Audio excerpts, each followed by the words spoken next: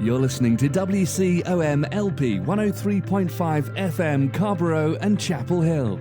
It's a Tuesday, it's 5 o'clock, and that only means one thing. It's time for another round of Snarky Faith with your host, Stuart Deloney. This is a space where we irreverently wrestle through life, culture, and spirituality, all with our heads in the clouds, our tongues in our cheeks, our hearts in our sleeves, and our feet on the ground. At Snarky Faith, the questions or even the answers are never the point. It's all about the conversation.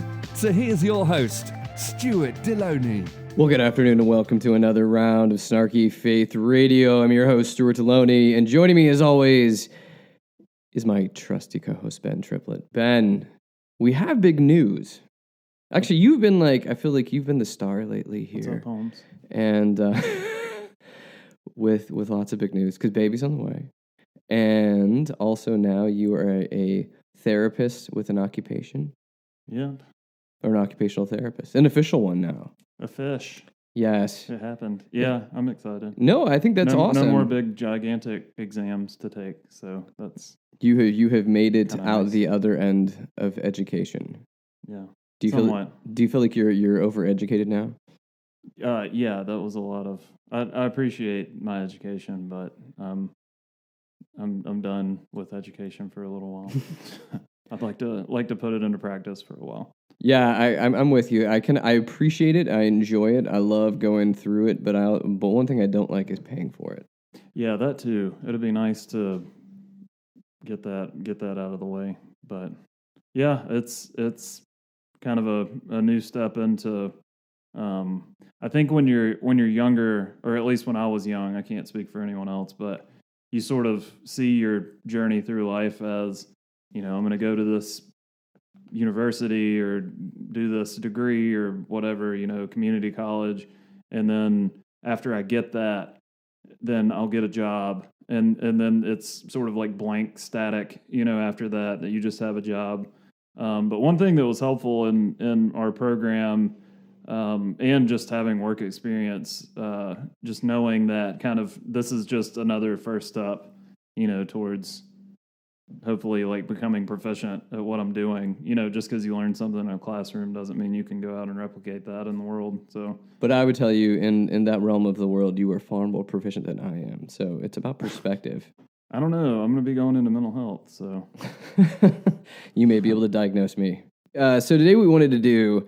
I stumbled on this article. I don't know how I stumble into articles. I think we both have these, we fall into these black holes of just reading random stuff on the internet. And then it leads from here to here to here. And then you're like, oh, this could be interesting. This is an article called Neither Capitalism Nor Socialism, A Third Alternative by John Halstead. And I feel like we're ramping up for debate season. Mm-hmm. With the presidential election, and both sides kind of would like to name call each other, and I think a lot of this article, what it's doing is breaking down. This is capitalism. This is socialism. Is there something different to offer us? Mm-hmm. And because it is the Republicans enjoy referring to the Democrats as socialists in most of their policies, and on the flip side, you'd see the Republican policies wanting to have more of a free market, open, capitalistic empire that runs around and takes advantage of everybody. Mm-hmm. I don't know if that's completely accurate, but somewhere around there. I was actually reading that directly out of Webster's dictionary, so yeah, not at all. But sarcasm. Thank you. Sorry, I was very, very tardy on that one. No, but. I guess what I wanted to do, just framing this whole conversation around kind of going through some of his points in this, but really being able to then talk, what does this look like tangibly? Mm-hmm. Because when we were sitting around pre-show talking about it, and I guess I'm already front-loading this with opinions before we've even given you what the subject is, but we'll be very Quentin Tarantino and tell this out of order. Mm-hmm. Okay. But lots of violence and lots of violence and swearing and all sorts of stuff that we really can't have on the open airs of the radio. But but I liked what you talked about this and see his alternative that he is talking about here is essentially distributism. Distributionism? Distributism? I think I like the I way don't know. Distributism. Distributionism. That sounds Distribution. I don't know. Distributism. Okay, so yeah, that tells you how educated we are. We can't even pronounce our main topic of the day. We'll say just however you said it. We'll go with it. But you'd mentioned his alternative being a little bit pie in the sky, like utopian.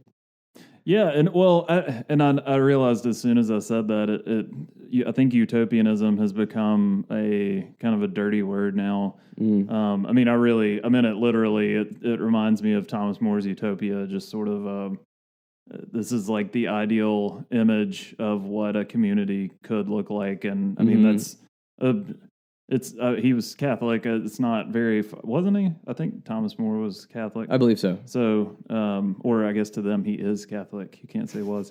That's true. But just sort of it's building the, if all of these things were to fall into place, this is what, a godly society would look like a good, I use that in a very specific way, society would look like. So, and it really reminded me of that. It's very, it's one of those things where, I think it's irresponsible to just critique something by saying that could never happen. Yeah. But because, I mean, even sort of ideal images or, those things can have a function. I think, one of my critiques, at least, I guess, channeling maybe the Marxist in me would say, at least Marx sort of gave a way for his idea to happen.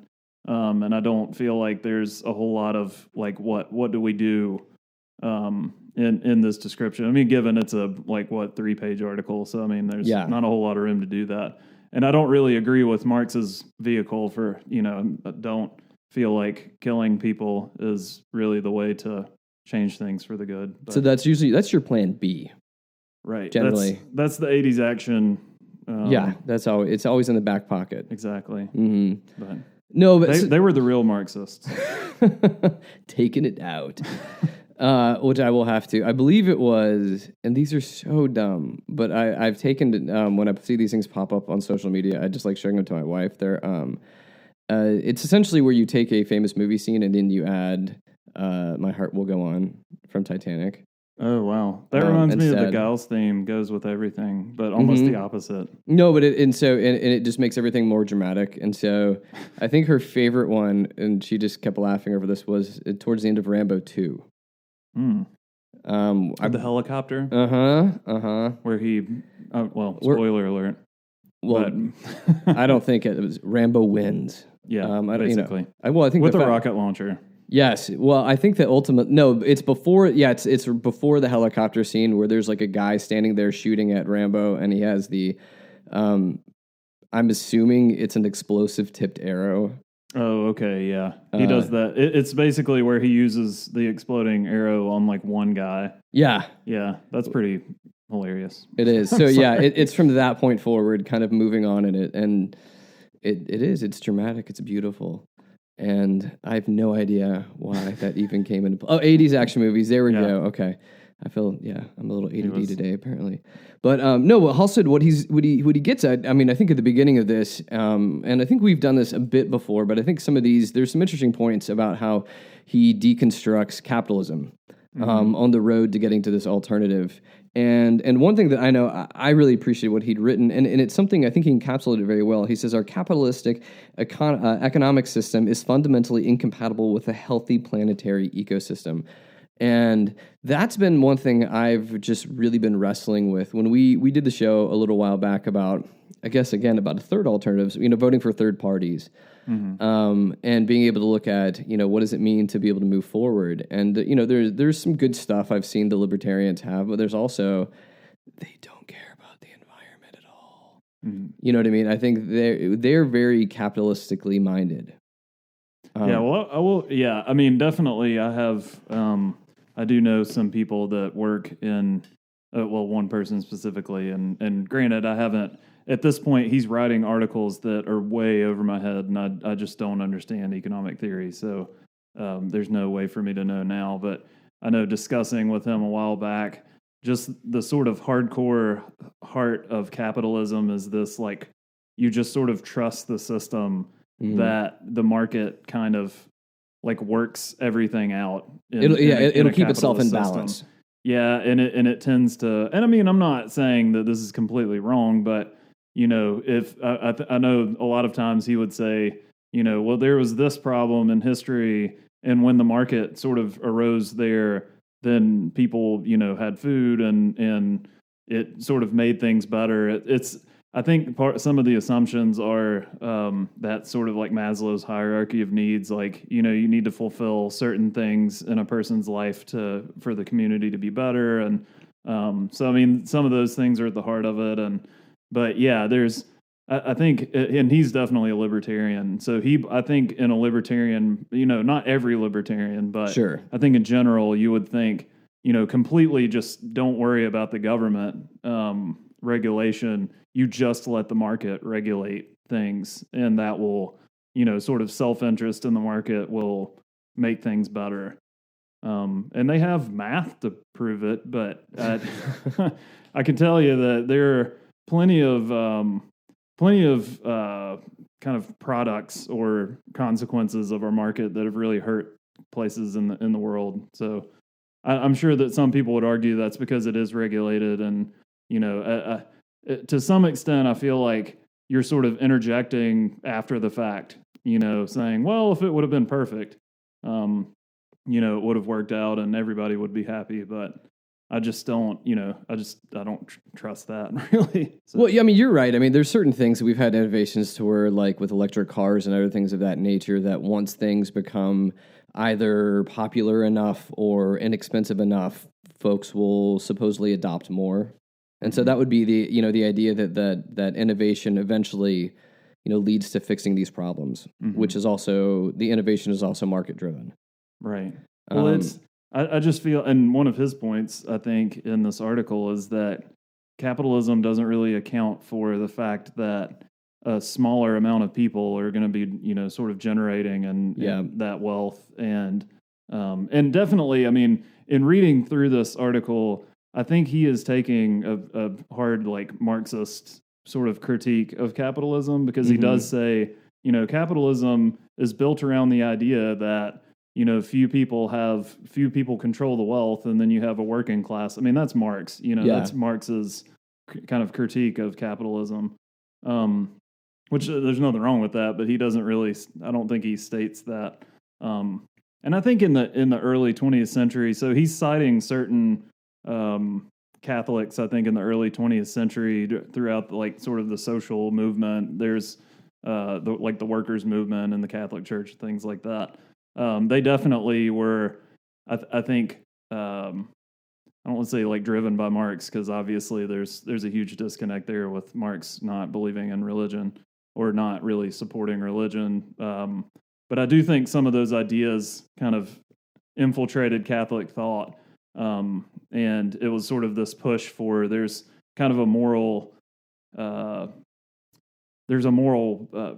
have a moral duty to kind of see what capitalism is doing to the world and try to, work against that, or support the workers and support labor and things like that. So, which does make sense, because I mean, when you look at the way like the Catholic whole system, how the Catholic Church is set up, because they're very much about distributing power.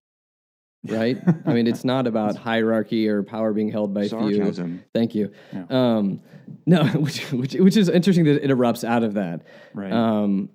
But even how you were describing, I mean, like you were kind of giving an overview of how he was talking about capitalism in terms of the few having power. I mean, the few having all the wealth, which is kind of what we're seeing happening here in America, going on right now.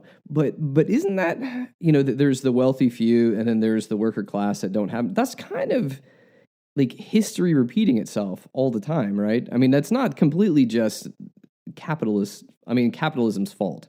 I mean, there's some of that human nature that once you have, it is not your direct tendency to give out to others to make sure others have. You want to try to have security. You want to be able to have comfort. You want to be able to have more. And the more you get, you end up managing it, whether it be a company or organization or government, and you want to make sure you continue to have power and wealth. I mean, definitely from a Judeo-Christian worldview, especially sort of rooted in the Jewish story, the story of the Jewish people. You do sort of see, you have God and people, and there's this sort of fluid life where you're like, moving around and living off the land, and eventually the idea is that people will have land to be able to work, but that eventually the people say, well, we want a king.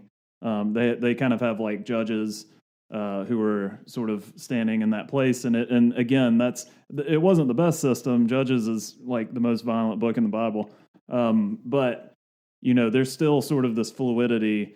And then, you have a king once the Philistines come around, and there's a lot of conflict, and the people say, we want a king now, because they're looking around at the success of other kings. And then all of that gets concentrated into like one person. And I find it interesting, reading some of the kind of Christian anarchist authors, and the way that they read the story. They see that, all along the point was for people to not have to be sort of ruled, but that they keep like wishing that upon themselves. And, for whatever reason. And that's definitely, I think, in the kind of the post-Marxist, like people like Foucault would argue that people just like wish fascism on themselves, even though we do that kind of implicitly. But, and then when you sort of tie in sorry, I'm going all over the place here. When you tie in sort of the American dream, the American narrative or whatever, then that's sort of replaced with this idea that, somebody's going to be ruling, and if I work hard enough, it'll be me. Mm-hmm. And that's kind of tied in with like American identity, that, the people who work the hardest end up on top. And I think one of the kind of good things about questioning capitalism or questioning American identity is, why does there need to be someone on top? And that's where, when we're getting into this idea of distributism, it kind of gives a different like goal or target point, I think. So you're saying the goal is not to have your name on top of a building? Yeah, in New York City. Yeah, is that no? Okay, that's second. Okay, that was my first. Second side note too. Or a foundation. That's very true. Thank you for balancing that out. Yeah, both like to funnel money for the benefit of the person whose name is on the title of those things. Hello. But you said this earlier about the Book of Judges being the bloodiest book in the Bible. What? I'm going to push back a little on that. If we're going for like body count, like just raw body count, or are you just talking like? I wasn't going on body count. I was going like more just like description. narrative violence. I guess. Okay. I mean, people's bodies, like women's bodies, being cut up into pieces and sent all over, and just. I mean, things being driven, smashed through people's heads. That I read it to my children every night as I'm tucking them into bed. Sarcasm. And their heads were smashed against the rocks. Good night, honey. Sleep well. Yeah. No. So yeah, but what is it? What were you go for? Like a body count in the Bible? Body count? Probably David. I guess. You think David? I mean, I'm not 100% sure. Okay. Is it? You mean like not Jewish bodies? Yeah, I'm just saying, just in general. Non-Jewish bodies. I don't know, because I mean, a lot of Jewish people died, I guess, in the exiles. I don't know. I'm not a historian. Okay, so. I was setting you up for this one too, because I would assume, and I don't know if this is fair, that wouldn't you say Revelation would have the best raw body count? I don't know. That's a good point. Well, it depends on how you translate it too. Is this Tim LaHaye's Revelation? Yes, that's what I was going for. Yeah. To where, yes, this many people are all gone. Yeah. But that's all for another show. Right. And the rest of them are left to burn and be hacked up. And then have to watch Kirk Cameron movies till the end of time. Yeah. Wait, no, those are the winners. They get to do that. Nick Cage movies. Okay. I can go with that. Yeah. It was really sad. My kids were, I don't know. Your wife has gotten my kids into all the sorts of weird stuff. And my daughter was looking through Netflix trying to figure out like what Nick Cage movies are on there. And he's done so many movies lately that I've not watched, nor have I desired to watch. Like, there was a phase where he was a like action guy, and then legit guy, won an Academy Award, and then somehow it was like I really just need a paycheck. Yeah, then he turned into like Gary Busey. Yeah. No, you're right. or Charlie Sheen or something like that. Yeah, and just cranks him out like no one's business nowadays. And I don't really understand what it is, but I was noticing that was like the majority of what Netflix had. He just, I don't know, he has a persona, and I feel like so much in Hollywood is about like the decisions you make. And I think you just make one or two decisions and it sets you down a path. He had actually bought a dinosaur skull. Really? Yeah, and lived in it? No, I don't know, but I know that then they found out that it was actually stolen, so he had to give it back and he lost his money. So, you're kidding. I'm not joking. It's a real story. Yeah, it's a real story. Yeah. Because who wouldn't want? I mean, hey, I guess if you get paid millions of dollars and you're saying if I do this crappy movie, I will reward myself with a dinosaur. Yeah, treat yourself with a dinosaur skull. Because that's up there. Yes. Yeah, that's interesting. Yeah. Okay. So sorry. Circling back to that, I don't Capitalism. know. Capitalism. Well, hey, that would be the fact that Nick Cage is. I don't know, but one thing that I did appreciate that they're pointing out in this article was that when you begin to kind of see these two things side by side, socialism and capitalism, they're both systems that still the power is in the hands of a few. Mm-hmm. To where socialism, it's bigger government. So government is controlling the power. Right. Over the system. Or you just have the power of the few there, but it's still being consolidated and the people still get the raw end of the deal. And sort of, I guess the other side of that is I think both systems assume within themselves if everything were to go right, then the ideal image of my system is, this or this. So in capitalism, it would be, everyone sort of, there is self-interest, but it's self-interest that benefits everyone. Yeah. And then on the socialist side, it would be that, yes, there's government intervention, but that would, basically help people when they need it. Sure. But then I would, just sort of push back, like, what are the real effects? What have we seen thus far? And I mean, regardless of whether you feel like an unregulated market would, turn out in some great way, how is that different than utopia, where, sure. I mean, we haven't gotten there and there are reasons for that. So, I don't know. I've pulled out of the actual debates of what go on, with, and I guess all I hear is what people yell on Facebook. So, okay. My mind just keeps going different directions. No, but one thing that I think gets lost in these discussions, even I think within even what Marx was talking about. I mean, when we look at these, we're only talking about these on small scales, meaning that like the U.S. being having a capitalistic economy, and the utopia that it could be for us, but we don't think about the consequences of what it does to other countries. Mm-hmm. You know what I mean? Like for us we are a very materialistic, capitalistic society. We are very driven by getting things and trying to get ahead. But especially what comes of this, the whole buying and selling part of it, the consumerism part of it, ends up taking a toll on other countries. Either being through our waste, it being through our outsourcing things to other countries and kind of propping up other systems that abuse people as well, too, to where, you have like people working in sweatshops, poor working conditions, and a lot of that's all fueled just out of our own consumptive desire. Or if, even this might not be a valid argument, but the fact that, we have this sort of abstract designation of wealth in the dollar that has made its way into other countries to buy like, cocaine or something like that, and the effects of that. Someone's been watching Narcos. Hello. Yeah. So I don't know. Just watching these different, to me, the sort of the one that I always feel guilty about and is like air conditioning. I'm sure that that's not the worst thing that's happening in the world. I don't, go around wondering who's running their air conditioning and judge them. But that to me is in my brain for some reason. That's the example of like technology for the good. I mean, yes, it's like stop the spread of mosquitoes. It helps people not die of heat exhaustion in certain parts of the world. But at the same time, I think we've gone too far in that we sort of abuse it. And again, this isn't the worst thing in the world, but there are just these things that we consider kind of good benefits of our research and our self-interest that I think we've taken too far.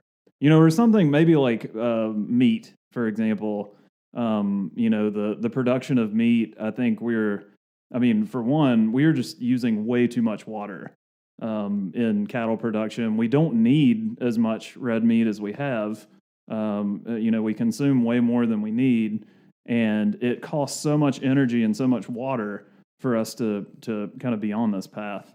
So just another example of it's not evil that people eat red meat. I don't think. I know that some people would argue that, but at the same time, it's the degree to which, and there's no sort of compass for us to be able to kind of rein that back in. Mm-hmm.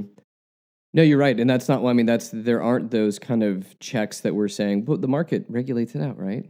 Right. Everything just balances out. How does that speak to obesity? How does that speak, like problems like that, like how we eat, and how we live? No, that's the market it'll regulate it out. Right, or companies that just sort of like will play on our body's chemistry so that we get like addicted to things. And, I probably sound crazy right now, but I just feel like these are sort of the extremes to which self-interest can drive us. And then they create new problems, and we have to keep, throwing Band-Aids on all of these problems.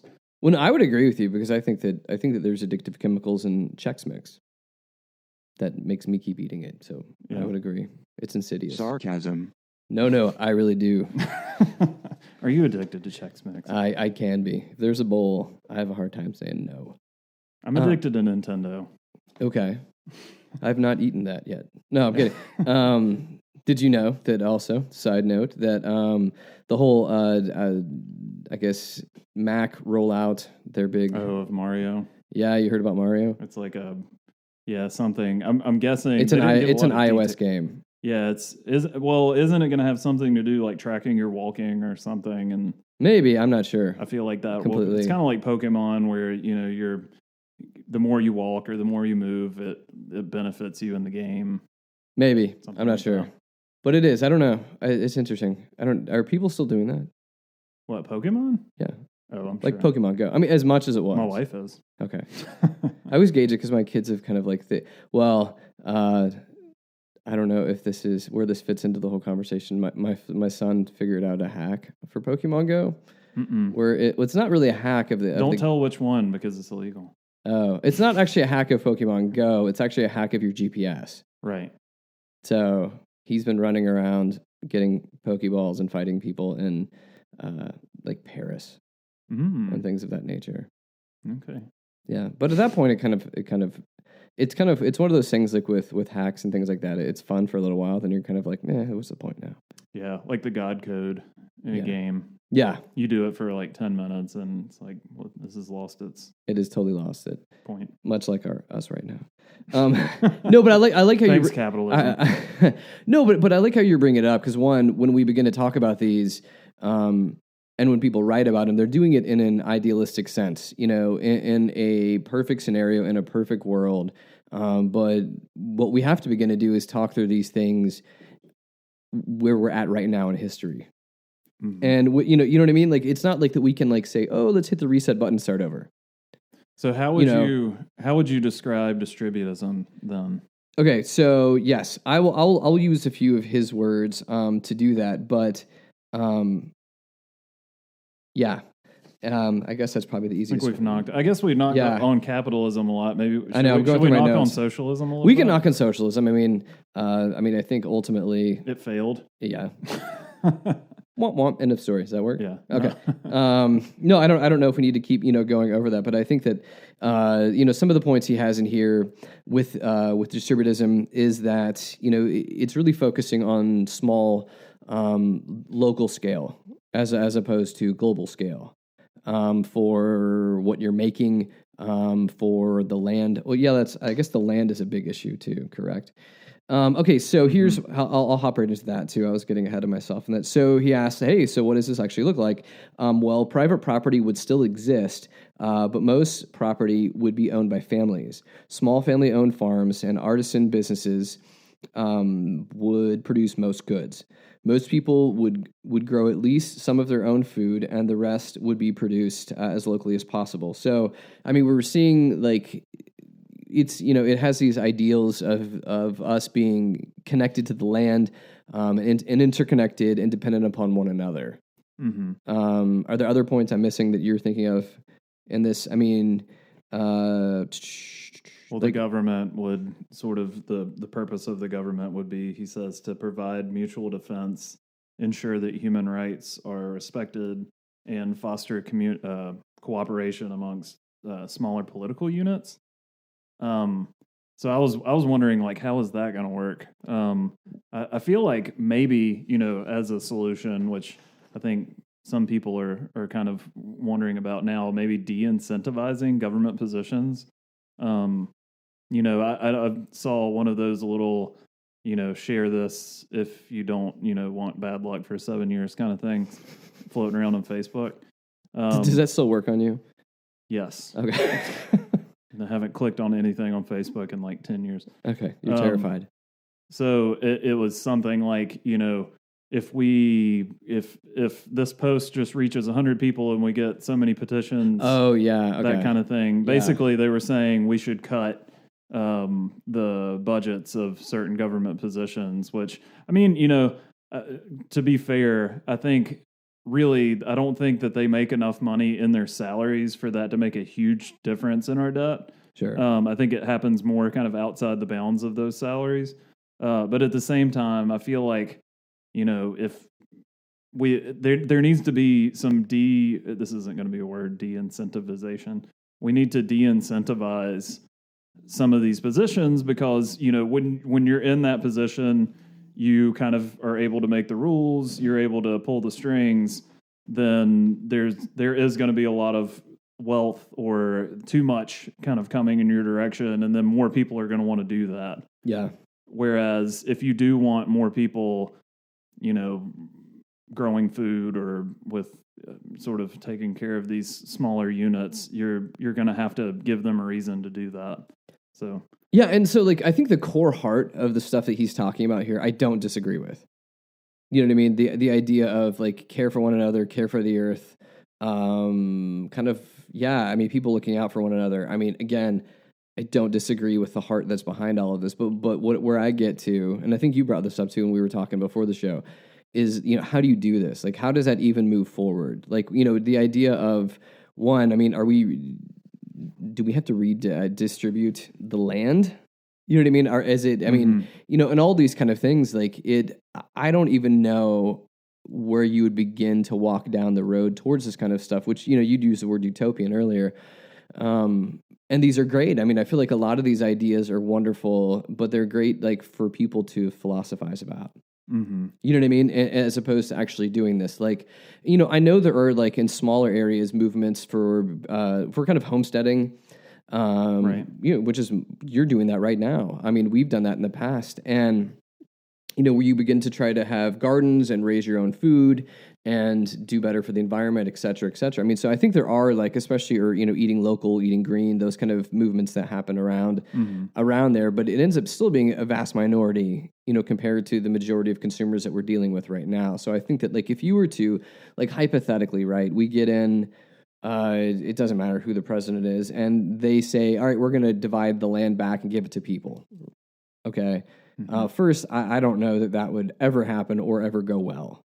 And then next, if you were to say, fine, we're going to give you land, and what I want you to start doing is kind of really start raising your own crops and like come up with your own craft, that you're going to go there. I don't see people being excited about that. Yeah, I mean, hearing you describe that made me think. I did read a book at the encouragement of one of my colleagues a year ago about and I'm so bad with history and dates and names and all that stuff, but just sort of the history, I guess, of Palestine and the conflict between the Jewish and Muslim people, quote unquote, in Palestine. But hearing you describe it in that way, sort of the government taking the land and then breaking it up and saying, okay, now everyone has this, this, and this.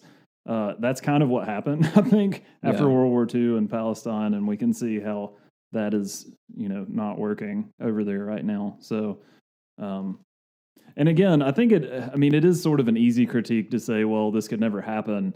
Sure. But I do think when you offer ideas, you offer a critique of what is, and then you say, this is what should be, this would work a lot better, this is kind of what God tends towards more, and give no way to get there.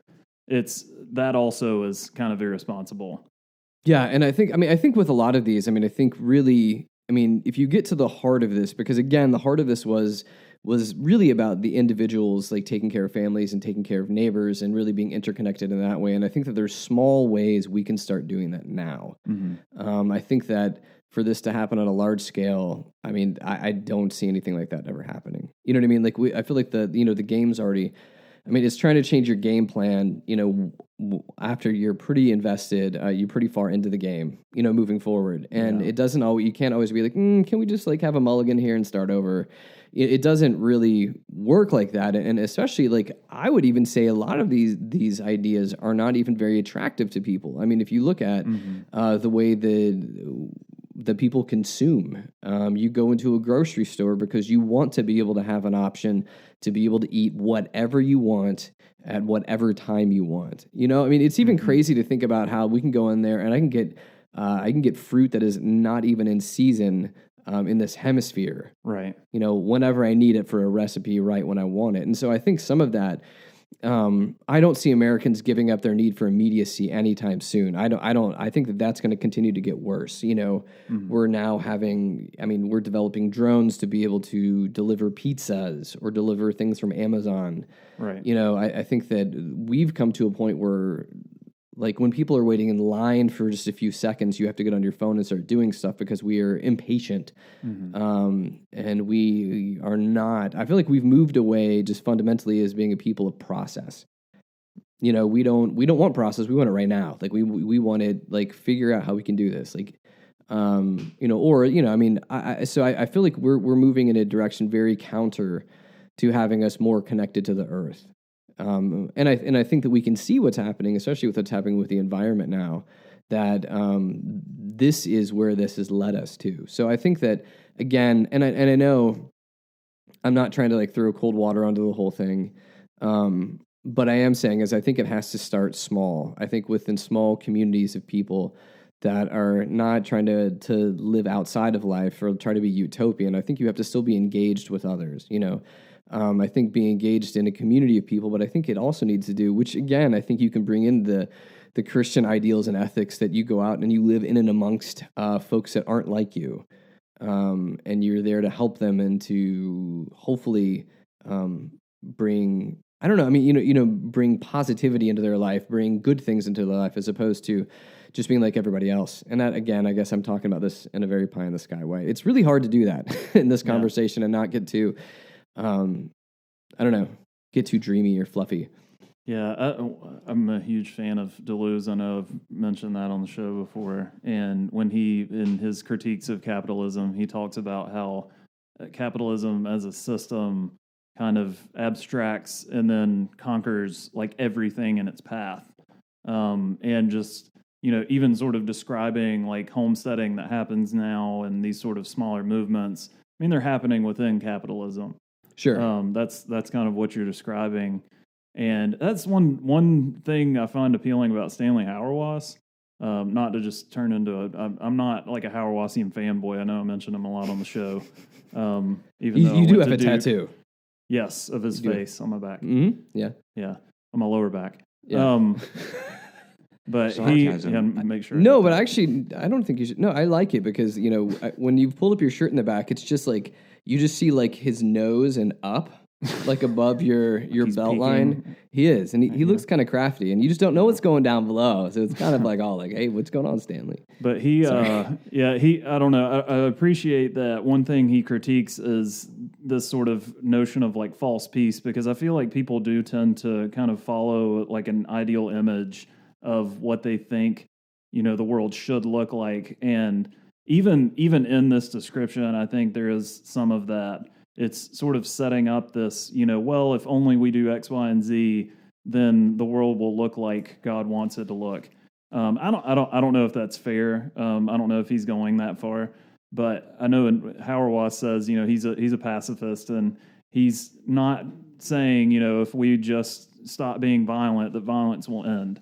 He just says Jesus was not violent and we need to not be violent. Yeah. And I kind of appreciate that approach, that, it's the systems of capitalism and the system of socialism, I don't think really are kind of aiming at what God was aiming at or what Jesus was aiming at in establishing the kingdom. And that's what we should aim at, regardless of whether we think we're going to like set up God's kingdom by doing that. Mm-hmm. That's our witness to what we see in what Jesus was doing. Mm-hmm. I think it's interesting too. He mentions in this article, he says, distributism sees economics as a subset of ethics. Well, so did capitalism. Capitalism can't think, but the founders of capitalism and the founders of socialism and Marxism, they're all seeing this as ethics. They're all seeing this as like the best way for people. That sort of not that they were thinking this directly, but I think with capitalism you have this sort of utilitarian idea that that everyone sort of follows like after a subset of the good to achieve like the maximum good, and it's very mathematical and abstract. And I think that kind of goes nicely hand in hand with capitalism. And then Marxism itself, I mean, it's pretty easy to see that he was, not that Marxism is socialism, but socialism as sort of a subset of Marxism. It follows this ethical idea that we should help people. So, I mean, they're both trying to be ethical. And I think that's one of the tricky things and what we need to be careful with in ethics is that we're not aiming necessarily at this sort of abstracted image, this like ideal of what we think the good should be. It's, what are you doing right now? Mm-hmm. What choices are you making?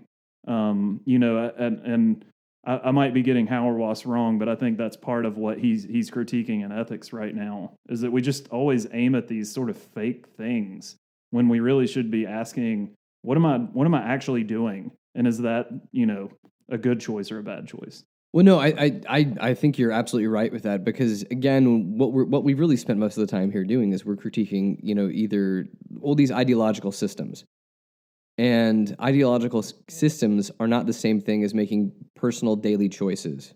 Mm-hmm. Do you know what I mean? We're talking about these hypothetical blankets we can throw over that will change everything, and in order to push these one way or the other, it really comes down to, again, what we were talking about, like this whole division of power, meaning that for us to be capitalist, boom, explosion here in the studio. That was me knocking my water bottle off. I talk with my hands too much, apparently. No, but I mean, I think that when we talk about these as abstracts, mm-hmm. We talk about these as systems that, in most of these ways, the way to walk towards them or for them to actually happen, there has to be some sort of amount of someone having power, mm-hmm. and that power forcing this upon other people. You went back into talking about the idea of, like, I think you were synthesizing Hauerwas talking about the importance of choice. And I think that, for us, just the common person, that we're not politicians, we're not trying to grab power or any of that. I think it does come back to saying, like, what are the ethical choices that we're making on a regular basis? Do those embody a system that is somehow helping us to be better? Are these choices that we're making, do they come at the, do they create harm to somebody else while they benefit us? And so I think it again, because when we talk about these things in such large scopes, the common person has no handle on that. It's the kind of stuff you can talk about, like, while you're at a bar having a beer with people, but you're not going to go back, all right, well, I'll just leave the bar and I'll go make sure communism happens today. Mm-hmm. Or you know what I mean? To be more fair, I guess, to Hauerwas, because I really doubt he listens to this show, but if he did, he would say I'd probably be cursing right now. It's more not necessarily making a choice, but bearing witness. I know he likes to use that language, so it's sort of, what story are we living into? Like, which way are we pointing with our lives? And, are we pointing at capitalism? Are we pointing at socialism? Are we pointing at the kingdom of God? Mm-hmm. And I think along with that, what are we putting our hope in too? Yeah, moving forward, you're saying, like, what are we living into? Like, what is that hope? What ideal are we moving towards, mm-hmm. on a day by day basis? which has to do with us bearing witness, us making choices, all these other things that are involved in it too. Because I think even, to some extent, and this probably is going to get way, we don't have enough time to talk about this, but even the idea of a choice, I think, is kind of pointed at a false image. So, say more. Well, just the idea that I think, I'm not saying that no one has will, and this is getting into really murky stuff, but I think sometimes we tend to set up, especially in the West, the will as this abstracted thing that it's completely apart. That's how we define it. It's not influenced by things. Which I think is that is a false image as well. That we are part of traditions, we're part of habits, routines. The language we use is embedded within social contexts. There are so many strings and flows and things going on around us that we're living into that to say, when it comes down to this little abstracted moment in my life that I'm going to go this way or that way, that's me choosing something, I think is also just sort of building a fake. I mean, sometimes it's useful to talk like that, but I think ethics is built, some ethical systems are built around that, and definitely Hauerwas would not. He's influenced by a man named Alasdair MacIntyre, and MacIntyre is all about just the traditions and sort of the language and the rhythms of life that we're living in, and how those things define, make intelligible our lives. And so it's really important that we see all of that stuff when we're talking about ethics, I guess, or our words are just not going to make any sense if we try to get outside of that. It's not doing justice at all, but I just thought I'd try to problematize the word choice a little bit. No, you're right. I mean, I mean, when you begin to break down even kind of like social constructs, social pressure, and kind of how we've been groomed to think a certain way and do a certain thing. I mean, and you're right. I mean, think of like, I guess, the ways that capitalism has messed with the way that we buy things, the way that we, even especially to where, like, what is it, like programmed obsolescence? I'm saying it wrong. But, the idea that, years ago we would have electronic devices that would last for 10 years. And nowadays, just because the fact that new things come out all the time, and we don't want to be left behind, we want to have the newest things. It is. It's totally changed the way that we even look at things, and and you see this the most. I mean, and I guess I think one interesting way to be able to look at a culture is to be able to look how their children act. Because it's a simpler way of doing it. The immediacy of what they need, how they're consumer driven, how advertising works, how it changes their mind. I mean, you can look at it like, middle school or high school is a petri dish for all of culture in a certain sense. You know what I mean? Because it's somewhat of a closed system. You can watch. You can see how there's the haves, there's the have-nots. There's the styles or trends that make you look better, the things people strive for, and all of that kind of stuff. Because a lot of times you're not going to go back to saying, do high schoolers make great decisions? Right. No, but if you were to take a larger step back, do adults make great decisions? No. I mean, when we look at this, do we really ever progress from high school? I think we just move on. But I think I'm trying out for football this year. Are you really? Yeah. Okay. That's awesome. Well, because what? Sarcasm. Oh, I don't know if that was even necessary. Hopefully people would understand. No, I thought you were, most of your life, you've really been following in the footsteps of Tim Tebow. And if Tebow can get signed on for minor league baseball, I think you can try out for high school football. There's going to be a church somewhere that has what are they called? The fat heads, the things you put up on the wall. Oh, no. Big decal thing you stick on your wall. They're going to have Tebow as their touchdown Jesus. You think? It's not he's going to be home run Jesus now. Oh, yeah, he's in baseball. I forgot about that. It is. I don't know how long that experiment will last, but... How long did it last Michael Jordan? Well, I don't know. They say he has more skills than Michael Jordan did, but I don't... I mean, Bo Jackson did it, right? Yeah, he did. I think. But he did. I think he played both through college, though. And Deion Sanders? Didn't he play? Again, I think he played them both in college. Oh. Like, Tebow hasn't played it since high school. Russell Wilson wasn't allowed to, apparently. Oh yeah, because yeah. I don't know. I don't even see the point. Okay, I'm sorry. Speaking of capitalism, Tim, no, I don't know how we got there. No, but you're right. But and so I mean, I think that to synthesize this, to kind of bring this somewhat to a close, I don't want to really make this sound like we're trashing these ideals, because I do think that they're good. Mm-hmm. I think the intent, I think the world that they are seeking to make, I don't think that there are bad things in that. And I think that we do see small movements of this in little micro settings around here. I even know, like in Carborough, I have a friend that is trying to get like an alternative currency system going. Mm-hmm. Like alternative to Bitcoin? No, not even like big, but something to where like it's kind of like us, but something along the lines where this person provides a service and you can, and then you do a service for them, and it's kind of like a barter exchange. Maybe that's what I'm trying. Yeah, it's a barter exchange system. I'm not, he would probably be mad at me for describing it in such a foolish way, but yeah, it is. He's looking to establish a barter exchange system type of thing. They've done this in other countries as well. So, so to say that these idealistic systems don't work, I think would be also wrong. But I think that we have to, again, one of the things that they were leaning towards on this system was beginning to look at small, beginning to look at local, beginning to look at that, because really that's the place that we can have the most change.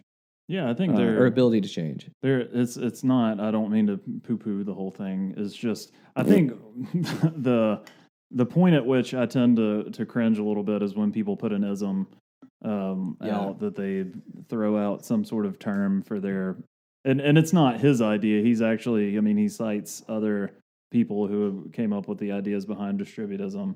Yeah, like Chesterton, and there's a few other people mixed in here. Yeah, some of the popes. Yeah. You're right about that. But just the idea that even there is an ism, it's an interesting question in and of itself, and that tends to send up a little red flag in my brain. Well, it's funny that a lot of these ideas came from a pope who is atop a system.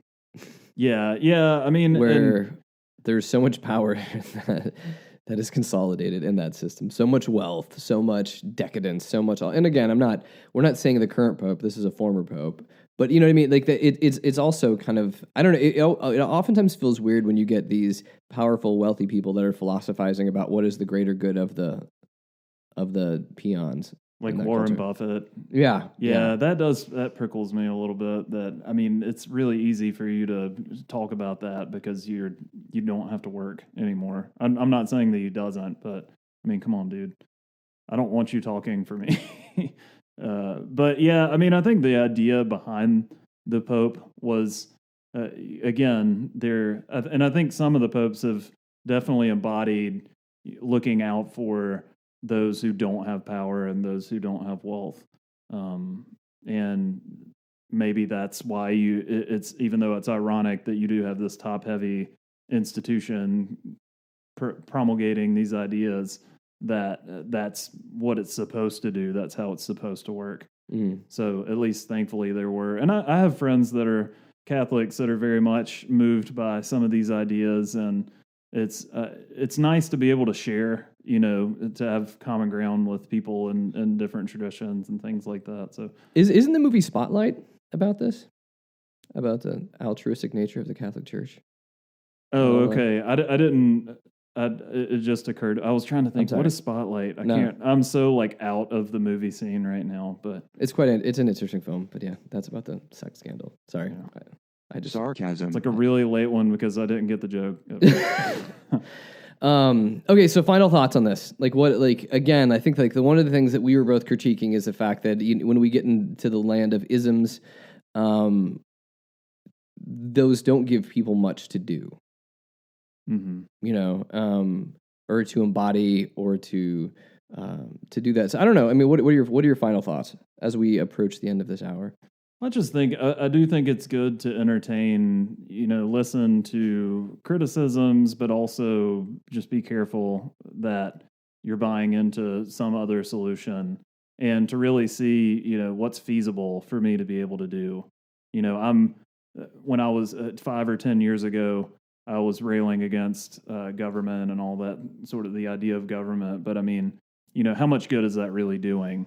Sure. So just kind of looking at what are the choices available to me, or what's in my life, and kind of what would witness to what Jesus wants in this world.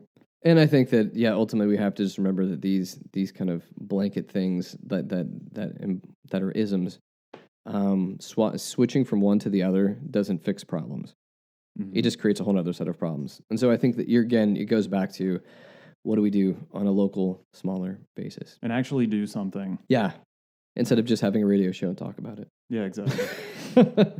All right. Well, as we get to the end of this broadcast, just a reminder, you can catch us on podcast at www.snarkyfaith.com. You can also find us on Facebook and Twitter. And that is all we have this week. Thanks for listening, and we will be back again next week. WCOM is listener-supported community radio, and Snarky Faith is only possible through our sponsors.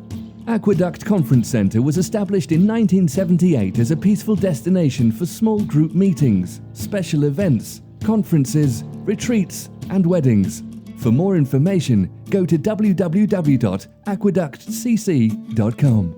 We are also sponsored by Lumen. Lumen, a spiritual community of seekers, sojourners, question askers, doubters, and skeptics, is a collective of fellow travelers that embrace the truth that all life is sacred, hope is real, and tomorrow can be better than today. All are welcome. You can find more information at www.lumencommunities.com.